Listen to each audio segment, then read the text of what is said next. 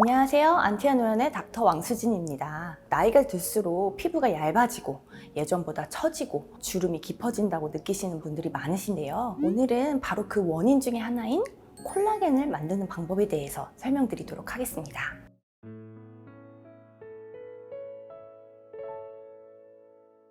콜라겐은 우리 피부 속에 촘촘하게 지지해주는 단백질인데요. 우리 피부는 여러 층으로 구성되어 있고 각 층이 아주 밀접하게 연결되어 있다고 할 수 있겠습니다. 그 중에서 실타래처럼 섬유질처럼 단단하게 구성해주는 역할을 하는 게 콜라겐과 엘라스틴이고, 사이사이에 젤리처럼 뽕뽕뽕뽕 박혀있는 게 히알루론산이나 각종 단백질들이 피부를 지지해주는 역할을 하고 있는데요. 그 섬유질층과 그 젤 컴포넌트 같은 층이 서로 밸런스를 잘 이루고 적절한 양이 유지되고 있다면 피부가 건강하고 탄탄하게 유지될 수 있다고 할 수 있겠습니다. 하지만 나이가 먹으면서 콜라겐의 생성은 감소하게 되고 분해가 촉진하게 되면서 그 탄탄하게 지지해주는 섬유질 구조들이 점점점 힘을 잃고 얇아지게 되고 지지해주는 층이 얇아지게 되면서 밑으로 처지게 된다고 느끼게 되는데요. 안티에이징과 슬로우 에이징의 대표적인 방법으로 바로 이 콜라겐을 만드는 것이 중요하다고 할 수 있겠습니다.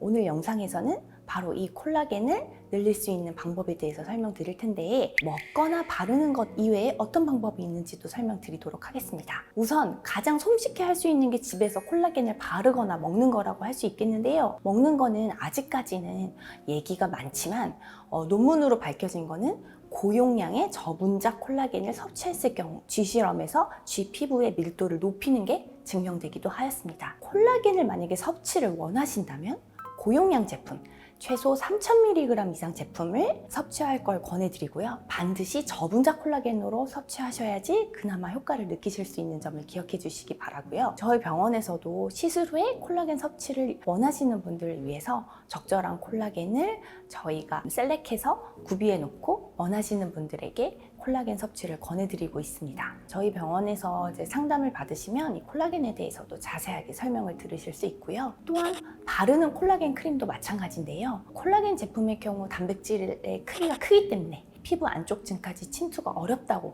대부분 그렇게 알려져 있는데요. 콜라겐을 이루는 펩타이드 같은 성분들의 경우는 피부에 막을 형성해 주는 것만으로써 피부 장벽의 역할을 할 수 있어서 피부의 보습감을 높이는 역할도 해주기도 하지만, 저분자 콜라겐의 경우 임상시험에서는 발랐을 경우 피부 안쪽층의 개선을 보인 연구들도 있기 때문에 제품을 안 쓰는 것보다는 그래도 이런 기능성 제품을 사용해 주시면 홈케어 하기에도 적절하며, 요즘에는 홈케어 흡수를 높여주는 제품들도 굉장히 많이 나와 있는데요.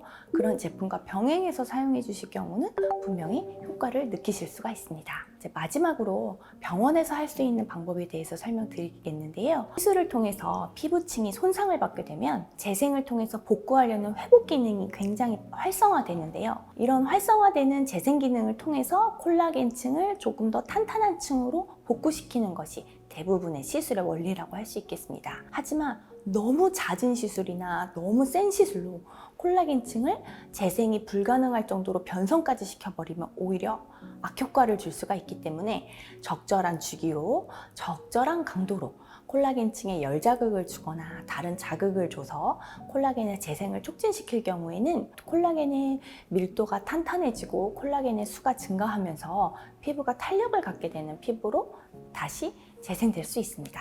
다음으로는 병원에서 할 수 있는 또 주사로 맞는 콜라겐 부스터에 대해서 설명드리도록 하겠는데요. 요즘의 대표적인 콜라겐 부스터로는 주베룩, 레디어스, 콜라운, 리쥬라닐러 이런 다양한 제품들이 있겠죠. 이런 각종 피부에 주입하는 주사 제품의 경우에는 콜라겐 재생을 촉진하거나 또는 분해를 억제하거나 하는 기전을 통해서 피부를 좀 탄탄하고 자연스럽게 개선해주는 방식으로 안티에이징 역할을 하고 있는데요. 기기 시술을 받고 또 이런 주사 시술을 같이 받을 경우에는 피부의 재생력을 높이고 회복을 높여주고 콜라겐층을 조금 더 다른 기전으로 자극을 시켜서 피부를 탄탄하게 만들 수 있는 방법입니다. 중요한 거는 피부 상태에 따라 적절한 시술의 종류라든지 또는 주기, 방법이 다를 수 있기 때문에 이런 거에 대해서는 세밀하게 상담을 통해서 결정을 해야 합니다.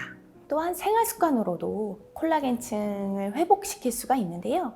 대표적으로는 콜라겐의 손상에 가장 악영향을 미치는 자외선 차단이 중요합니다. 자외선은 콜라겐층의 분해를 촉진시키기 때문에 좀 더 적극적으로 자외선을 차단하고 실내에서도 자외선을 차단하는 습관을 들이셔야 하는데요. 실내에서도 자외선의 노출이 가능성이 있기 때문에 2~3시간마다 자외선 차단제를 덧바르는 습관이 콜라겐을 유지하는 데 매우 중요한 습관이기도 하고요. 또한 재생에 매우 중요한 충분한 수면과 규칙적인 식사, 또한 활성산소에 노출되기 쉬운 흡연이라든지 미세먼지, 악영향이 있을 수 있는 나쁜 물질들은 피하시는 것이 우리가 건강하고 아름다운 얼굴을 오래 유지하는 가장 큰 방법이라고 할 수 있겠습니다. 오늘은 피부 속 콜라겐을 늘리는 확실한 방법에 대해서 설명드렸는데요. 오늘의 정보가 많은 도움이 되셨기를 바라겠습니다. 지금까지 안티한 우연의 왕수진 원장이었습니다.